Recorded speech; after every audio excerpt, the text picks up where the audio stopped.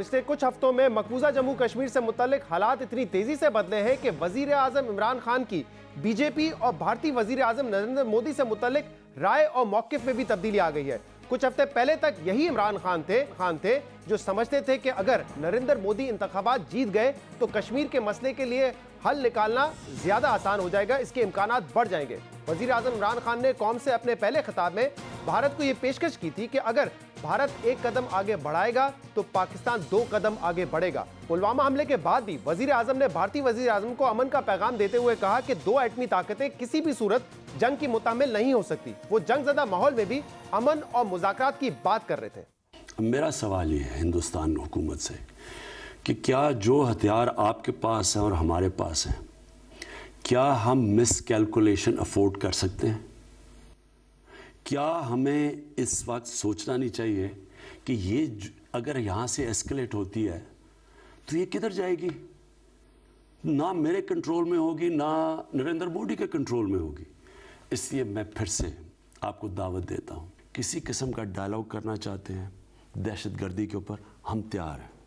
लेकिन मैं फिर से आपको कहूँगा कि इस वक्त बेटर सेंस शुड प्रिवेल। हमें बैठ के बातचीत से अपने मसले हल करने चाहिए। वजीर आजम इमरान खान भारतीय वजीर आजम को मुसलसल मुज़ाकरात की दावत देते रहे। इनकी इस कोशिश को दुनिया ने सराहा भी। जंगज़दा माहौल में अमन की बात और पेशकश को मुस्बत कदम के तौर पे देखा गया, मगर अब वजीर आजम इमरान खान नरेंद्र मोदी से मायूस हो चुके हैं। इमरान खान नरेंद्र मोदी को हिटलर से तशबीह दे रहे हैं। मकबूजा जम्मू कश्मीर में भारत के गैर आईनी इकदाम के बाद इमरान खान दुनिया को जंग के खतरात से आगाह कर रहे हैं। नरेंद्र मोदी और बीजेपी को खित्ते के अमन के लिए खतरा करार दे रहे हैं और दुनिया से नरेंद्र मोदी की नफरत की सियासत और आरएसएस की इंतहा पसंदी सोच का नोटिस लेने का मुतालबा कर रहे हैं। 14 अगस्त को मुजफ्फराबाद में आज़ाद कश्मीर असेंबली से खिताब में वजीर आजम इमरान खान ने कहा कि आरएसएस का जिन बोतल से निकल चुका है, ये अब यहाँ नहीं रुकेगा, ये आगे जाएगा, ये पाकिस्तान की तरफ आएगा। वजीर आजम इमरान खान ने बताया कि पाकिस्तान के पास इतलात है कि भारत ने आज़ाद कश्मीर में एक्शन लेने का मंसूबा भी बनाया हुआ है। सामने एक बड़ी खौफनाक आइडियोलॉजी खड़ी है। इस आइडियोलॉजी जो आरएसएस की आइडियोलॉजी है, जिसके ये बचपन से मेंबर हैं नरेंद्र मोदी, आरएसएस की आइडियोलॉजी ने अपनी इंस्पिरेशन हिटलर की नाज़ी पार्टी से ली थी। ये उसको एडमायर करते थे। ये जो आरएसएस का जिन बोतल से निकल चुका है, ये वापस नहीं जाता, ये रुकेगा नहीं। ये सिर्फ कश्मीर तक नहीं रुकेगा काम। ये जो नजरिया आइडियोलॉजी नफरत से भरी हुई, ये पाकिस्तान की तरफ आएगी। हमें इंफॉर्मेशन है, हमारी 2 दफा नेशनल सिक्योरिटी मीटिंग हुई है। पाकिस्तानी फौज को पूरी तरह पता है कि इन्होंने प्लान बनाया हुआ है आज़ाद कश्मीर में एक्शन लेने का। नरेंद्र मोदी को यहाँ से आज पैगाम देता हूँ कि आप एक्शन लें, आपकी ईंट का जवाब पत्थर से दिया जाएगा। एक तरफ वजीर आजम इमरान खान मुसलसल दुनिया को भारत की इंतहा पसंदाना सोच से आगाह कर रहे हैं और दूसरी तरफ भारत लाइन ऑफ कंट्रोल पर जारियत में इजाफा कर रहा है। ISPR के मुताबिक अब तक फायरिंग के तबादले में पाक फौज के 4 जवान शहीद हुए हैं। जवाब में पाकिस्तान ने 5 भारतीय फौजियों को निशाना बनाया है।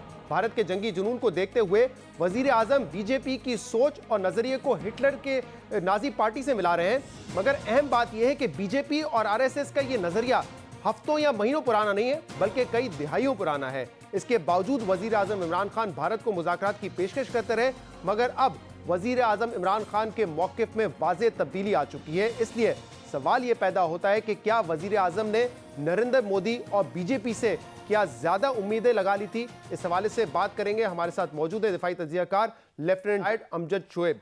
अमजद साहब, बहुत बहुत शुक्रिया, आपने हमें ज्वाइन किया। अमजद साहब, क्या हाइंडसाइट में ये कहा जा सकता है कि इमरान खान की जो उम्मीदें थी नरेंद्र मोदी से वो कुछ ज्यादा ही थी? हमारी असेसमेंट उनके हवाले से ठीक नहीं थी, क्योंकि आरएसएस की और नरेंद्र मोदी की जो पार्टी है बीजेपी, उसकी आइडियोलॉजी हम सबको पहले से ही पता है। तो क्या क्यों ज्यादा उम्मीदें लगा ली थी कि जब नरेंद्र मोदी आएंगे, अगर वो इलेक्शन जीत गए तो कश्मीर का मसला हल हो जाएगा, बातचीत करने में आसानी होगी? क्या हमारी असेसमेंट इस हवाले से गलत थी या ठीक थी? देखिए, जो शुरू में इमरान खान साहब ने कहा वो मेरा ख्याल है कि असेसमेंट गलत थी, और वो गालिबन बुनियाद ये थी कि बाज़ हमसाया ममालिक ये कह रहे थे कि अगर मोदी साहब बड़े भारी मैंडेट से आते हैं हुकूमत में तो फिर वो एक बड़ा कदम उठाने के काबिल होंगे। सो एक तवज्जो एक तवक्को रखी गई, लेकिन मेरा ख्याल है ये असेसमेंट हमारी गलत थी।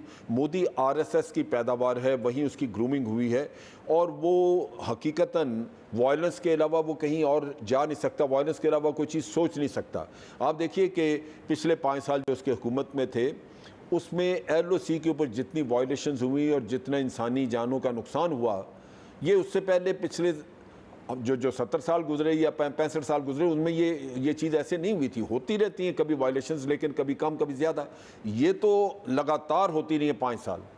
तो ये हमें जहन में रखना चाहिए। फिर आप देखिए कि हम बातचीत की बात करते हैं, क्रिकेट का मैच तक तो बहाल नहीं कर सके हम उसके साथ, इंडिया के साथ।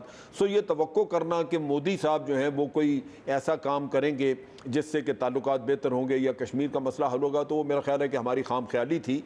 वो हमने कोई गलती थी हमारी असेसमेंट की जिसकी वजह से ये तवक्कुआत लगाई।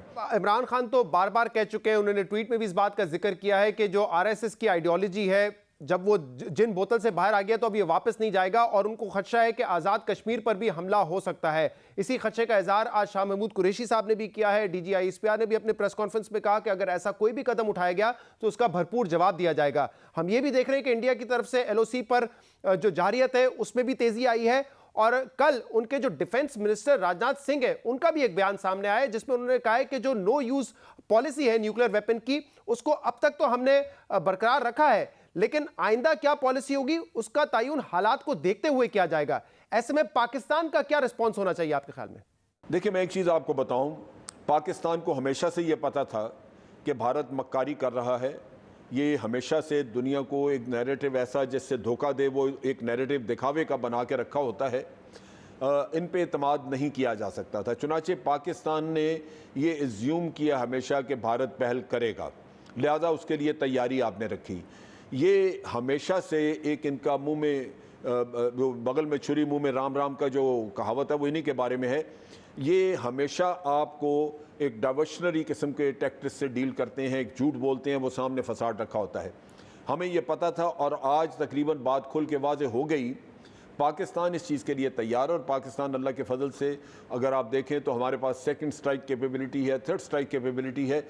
आपकी कैपेबिलिटीज़ ऐसी हैं कि अगर दुश्मन पहल करे तो वो बच के नहीं जा सकता, उसको उसका खमियाजा, उसका नुकसान भुगतना होगा उस काम का जो वो करेगा। तो इसलिए ये मैसेज हमारी तरफ से बड़ा क्लियरली चले जाना चाहिए कि अगर भारत अपनी सोच में तब्दीली लाता है, जो कि हमें पता था, सोच तो किसी वक्त भी बदल सकती है आदमी की। दूसरी साइड पे हमें तैयार रहना होगा क्योंकि सोच रात को कुछ है, दिन को सुबह उठ के कुछ और हो सकती है। तो इसलिए मेरा ख्याल है कि भारत में किसी किस्म का कोई शक व शुबा नहीं रहना चाहिए। अगर वो पहले इस्तेमाल करेंगे तो तब भी वो नताइज उनको भुगतना होंगे जो एक एटमी कुव्वत के सामने खड़े होने से होते हैं। शुक्रिया। अमजद शोएब साहब हमारे साथ मौजूद थे और आज DGI ISPR ने यह वाजे किया है कि अगर किसी किस्म की भी जारियत हुई इंडिया की जानिब से तो उसका भरपूर जवाब दिया जाएगा। प्रोग्राम में शामिल करेंगे एक ब्रेक, इसके बाद क्लीन कराची कैंपेन के हवाले से बात करेंगे। पाकिस्तान तहरीक इंसाफ के member national assembly Ali Zaidi साहब ने ये कैंपेन शुरू की थी जिसको बड़ी पजीराई मिली और बहुत सारे लोगों ने, बहुत सारे स्टेक होल्डर्स ने इसको सपोर्ट भी किया। कितनी इफेक्टिव रही है क्लीन कराची कैंपेन, इस पर हम बात करेंगे एक ब्रेक के बाद।